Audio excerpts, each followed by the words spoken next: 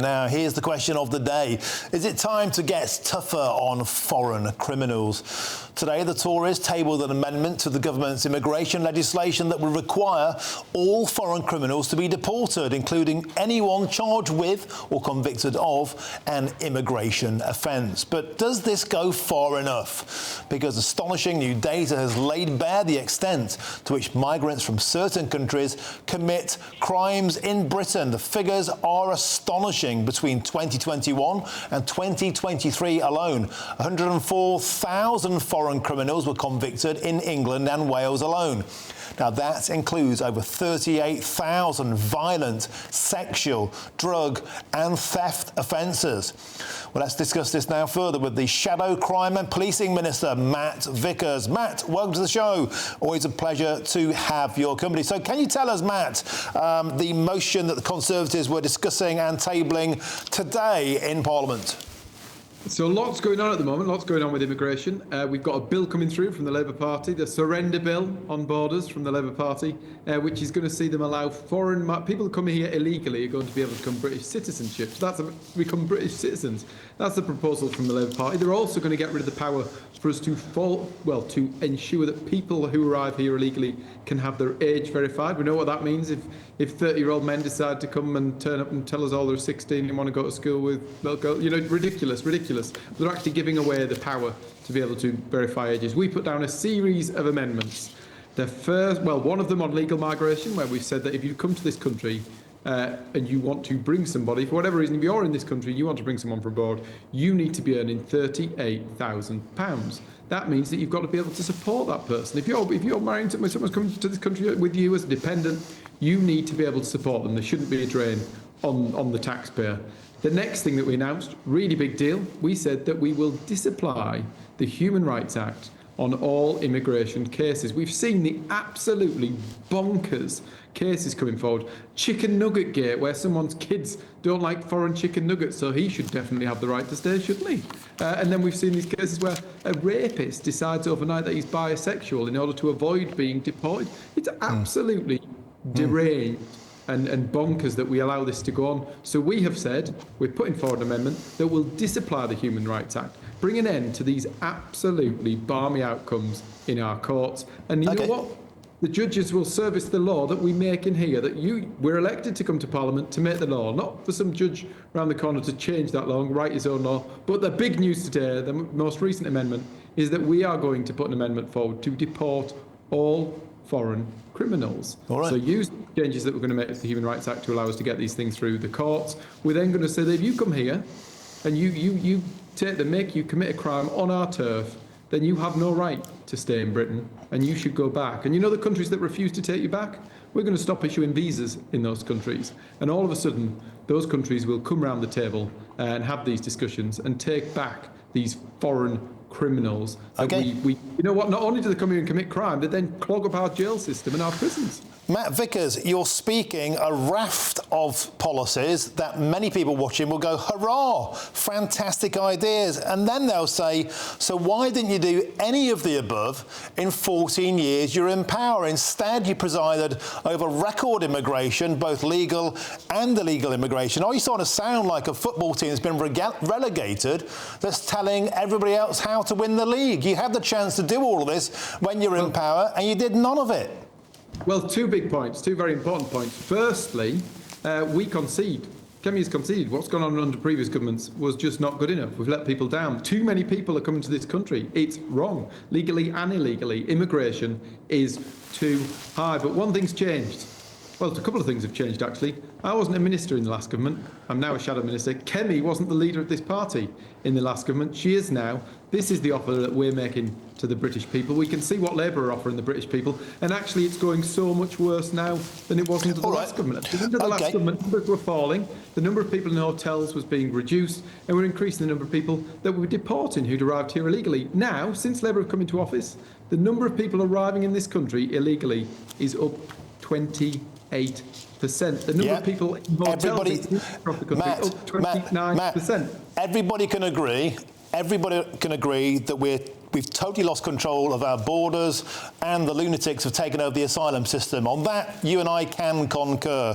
What I don't think that we can agree on, though, is twofold. First of all, as I said, your inability to do any of this when you're in power. And secondly, we're still faced with the same problem of once we get people, you can change the human rights law all you like. You can leave the European Court of Human Rights if that were to become a Conservative policy. Many people probably think it should be. But the fact of the matter is, when we look at the crime stats that we're talking about today, Afghanis 22 times more likely to commit violent sexual offences in Britain as opposed to Brits. We can't deport those people. We'd have to send them back to the Taliban. And that's the problem. We're lumbered with these people ad infinitum at the taxpayer's expense. Tweaking the law won't make any difference. I put it to you, Matt. How about we stop people from those countries coming in the first place, or we have a proper, rigorous vetting system so we're not allowing foreign criminals and rapists into the country in the first place? Yep, couldn't agree more. We're in a terrible situation with it, but actually, in real terms, deporting foreign criminals, which is what we're committing to today, will make a hell of a lot of difference. And basically also disapplying the Human Rights Act. We will not let these people get trapped in our court system with these absolutely ridiculous excuses.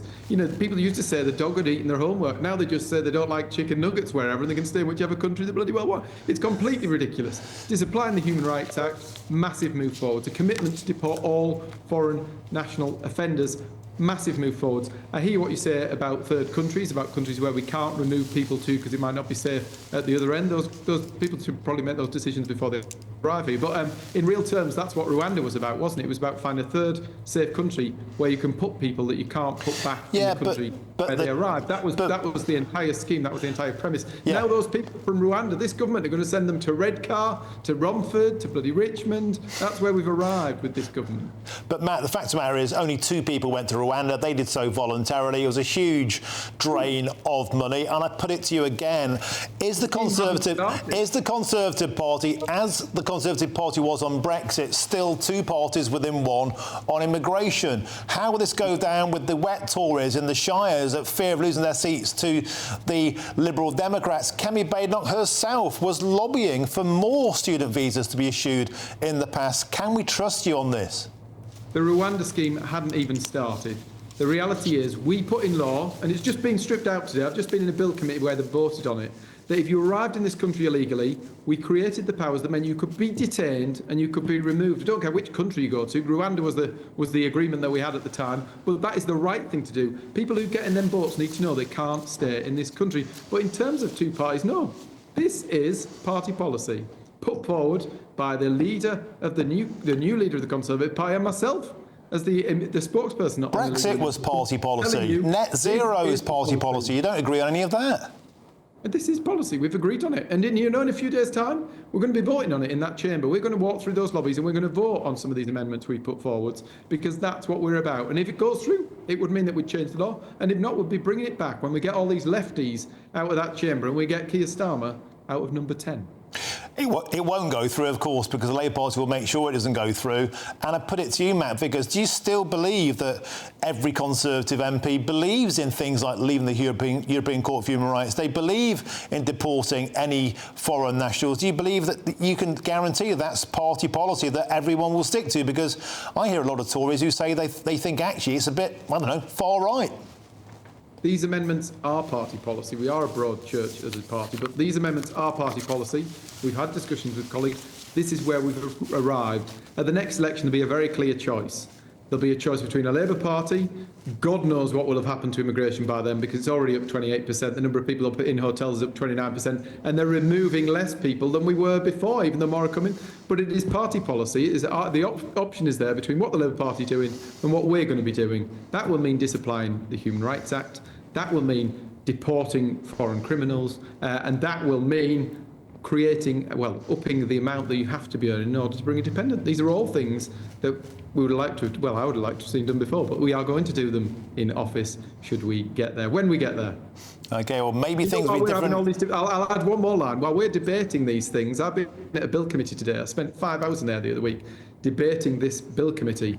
Reform weren't there.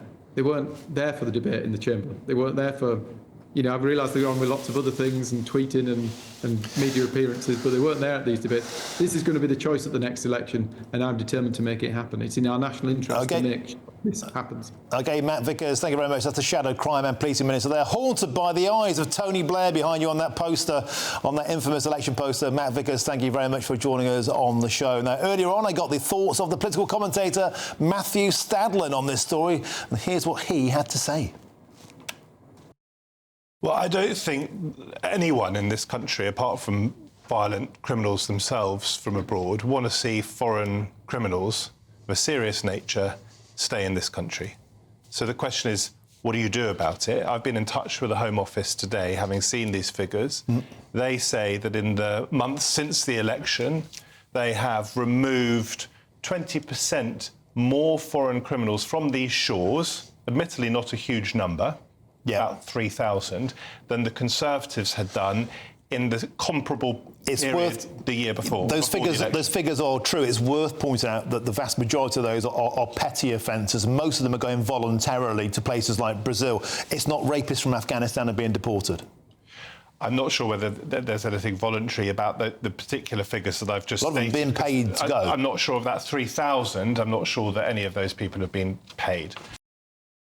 And on this topic, a government spokesperson has said this: "We are committed to delivering justice for victims and safer streets for our communities. Any foreign nationals who commit heinous crimes should be in no doubt that we will do everything to make sure they are not free on Britain's streets, including removal from the UK at the earliest possible opportunity."